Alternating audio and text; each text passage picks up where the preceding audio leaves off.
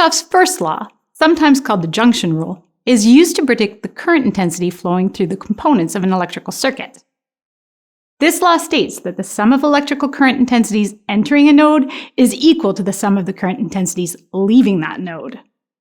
A node, or a junction, is a point in an electrical circuit where two or more wires meet. In this circuit diagram, a node is represented by a dot. The formula for Kirchhoff's first law is I of the power source is equal to I1 plus I2 plus I3, and so on, where I represents the current intensities in amperes. It is based on the idea that an electrical charge cannot be created nor destroyed. The charges are simply distributed through the circuit's components. Let's do an example to test this law.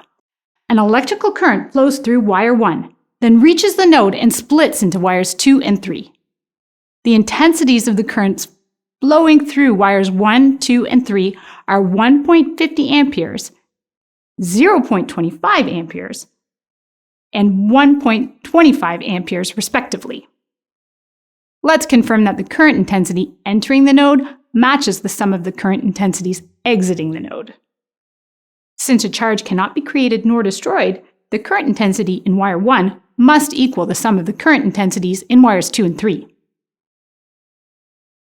1.50 amperes is equal to 0.25 amperes plus 1.25 amperes. 1.50 amperes is equal to 1.50 amperes. Kirchhoff's first law is respected. Nodes are found in parallel circuits because the current can take different paths. The sum of the current intensity of each component of a parallel circuit is equal to the current intensities at the power source. Kirchhoff's first law can be used to calculate an unknown current intensity flowing through a component of an electrical circuit. In this example, an ammeter placed directly at the power source measures a current intensity of 1.35 amperes. Bulbs 1 and 3 have current intensities of 0.45 amperes and 0.60 amperes respectively. What is the intensity of the current flowing through bulb 2? According to Kirchhoff's first law, the sum of I1, I2, and I3 must equal 1.35 amperes, which is the current intensity at the power source.